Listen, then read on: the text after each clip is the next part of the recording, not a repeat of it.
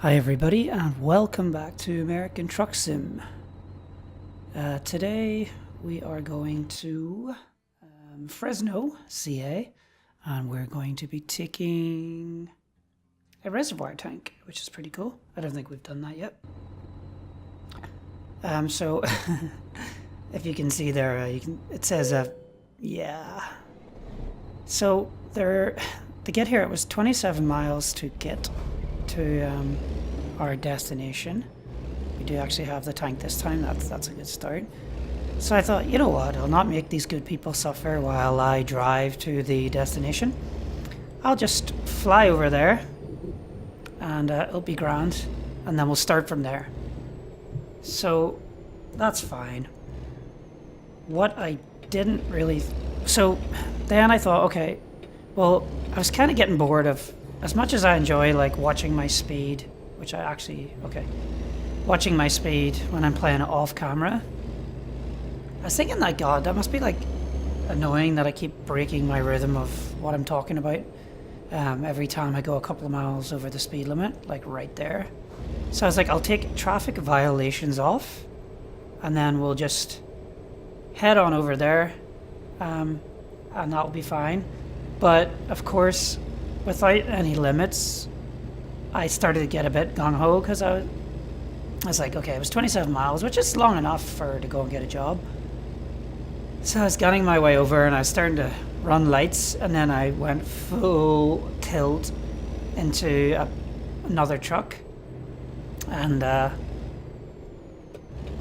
got 30% damage. 30%.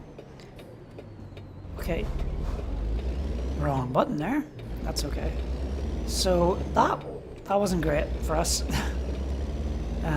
So yeah, so now basically if you see me looking for a service station, you'll know why, because I fucked the truck up completely. Anyways, at least we're on the road now. The truck will probably cut out at points, but fuck it, what can we do? Anyway, so what was I doing this week? Yes, I watched, or last week should I say, I'm recording this on a Monday. So I watched the Video Game Awards. I say watched, I think I actually watched Total Biscuit's Snarkathon. Just for a bit of a more lighthearted approach, because I can't fucking take that stuff seriously. It's terrible. They need to scale it the fuck down. Like, they have this massive arena, and when the camera pans out, there's like half the seats aren't even full. I'm guessing like there's paid seats, and then there's probably closer to the time filler seats or filler tickets or whatever to make it look more full. But I mean, I get it. Like these big shows, they take a lot of money to put on. Where am I going? And then like you've got to, like, if you want to have shit, see what I mean? Too fast. If you want to have like the top guys there, you gotta put them up. People that you're nominating, you gotta pay for them to come if you want them to accept the award. And then on top of that, you've got all the streaming and lights and production and media and camera work and everything. It's super expensive. And of course, they hoard themselves out. And I mean, I would be the first person to sell myself down the river given an opportunity. And so I kind of understand it, and I don't hate Jeff for it. I think some people get a bit too over the top about it. But fuck, like, it would be great if they scaled it down, had like people there, like a smaller, close-knit dev community, and then actually had like gameplay of games. And I know it's something that they promised, like this year the Game Awards were going to have more gameplay. You're actually going to, because they realized there was an issue in the past. There was fuck all gameplay. I couldn't believe it. And like Hideo Kojima's award, as legendary as the guy is, was basically them licking his ass for 5 minutes and then giving him an award and then him plugging his new game, which we still don't know what the hell it is. So it was a strange one. I mean, there was some good moments. I don't want to shit talk it too much, but I was glad to see Boogie get the gaming trending gamer award, whatever that means. I think it's just recognition of successful YouTuber more than anything else. The guy's been trending for a long time before that show. And then one thing that I thought was a little unsettling, I suppose probably the worst part of the show, was when they give an award to the developer of that Dragon Cancer. And I haven't played that game myself, and it's not something I probably ever will play, but I respect its message, and I think it's good that people are using the medium of game development to pass a powerful message. But fucking Christ, they knew who was going to win before they printed the card. Could they not have told the presenters? Okay, so obviously you two fucking hipster dimwits. Well, one was a blonde bimbo, one was some weird kind of Marty McFly gay hipster crossover. And they were like so buzzy and like, hey guys, like they were fucking giving out a music award or something. And oh, look at that guy just indicated out of this lane. And they announced it like, yay! I know winning award is good exposure for your game regardless of the content, but they were like so chirpy, and like the guy got up on the stage, you could tell like he wasn't prepared for this moment in a way, although I'm pretty sure he didn't know he was going to win. But you could tell he had totally prepared for it in the sense that he had written his speech, and he had another message to convey, and it was his big opportunity, and hard work and dedication and a lot of pain, strife, and effort had gone into this moment. Not just as a father of not just as a father who lost their child from cancer, but also at the end of the day, a game developer who was being recognised by his peers. So it was a bit of a double whammy. But these two fuckers that presented it, for some reason they kept cutting the camera from the guy giving this amazing, emotional, powerful, tear-inducing speech to these idiots just grinning and smiling. And I think, genuinely, that the girl thought he was crying because his game had been recognised and that, you know, like, he had been successful and that he won an award for his game. I don't think that's what it was. I think it was, in a way, some maybe closure for him. Anyway, whatever it was, holy fuck, they could have done that way better.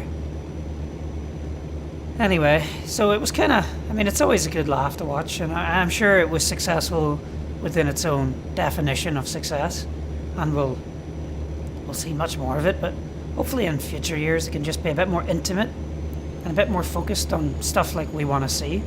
Speaking of stuff we want to see, just to segue into something a bit different, I was loading up my my game here to do some recording, and lo and fucking behold, Euro Truck Sim 2 has a massive DLC. Vive la France! What?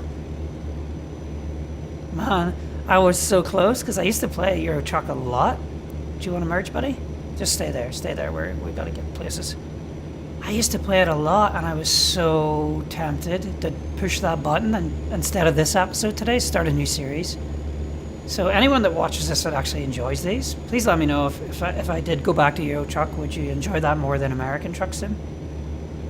I mean, I've barely scratched the surface of this one, so I'm happy, whatever, but oh, it looks so good. I'd have these like little windy dirt roads in the middle of the French countryside, and they have like castles and all the sort of like landmarks that you could want. So it's definitely, I wonder, is it as impressive as this game?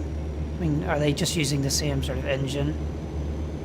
So that I have to look into. I'll probably check out some videos of it and see what it's like. But yeah, definitely something I'm interested in getting into. I don't know, I like the American Truck Sim. Like, I do. Like, I enjoy my time with it. But it's very... It reminds me of old school Euro Truck, because there's very little, like when you're on these roads, and I know it's probably like real life, so I'm not complaining, but sometimes I don't even know if I'm going to a place I haven't been because it's so similar. And I think that's just, you know, them staying true to realism and not turn the lights off. I'm not shit talking or saying it's not a good game because of it. Let me see. Oh, And I remembered today, I forgot, I probably think I did it last episode. I was trying, okay, fuck it. I can't be arsed to look at my mirrors. I'll just edge. Don't hit me. Thank you. We need 180,000 to hire people, so we're 160 grand away. But I think, if I remember correctly, we have the truck, right? Because for sure we have the truck. Hold on. On you go, son. Because we're down to 20 grand. So, and the truck was 100 and I borrowed 100. So here we go. But here we go. Here's our refinery. We're at the refinery. Fresno discovered. Where are we? Oh, I can do that. No way could I do that. I would have to go here. Reverse back here. Oh no, that's a nightmare. That'll do. I know my place. I know my place. Go. Yeah, definitely not been in this refinery before though. Like a glove. Thank fuck I didn't crash so much when I had the oil tank. It would have probably blown up. Excellent. Good. 225. 197 XP. Sweet. Alright, well, thanks for watching. I appreciate it as always. And I look forward to talking again with you in the next episode. Cheers, bye. Hi guys, thanks for watching. If you enjoyed the video, please leave a like. And if you haven't already, subscribe to the channel for more videos in the future. Thanks for watching.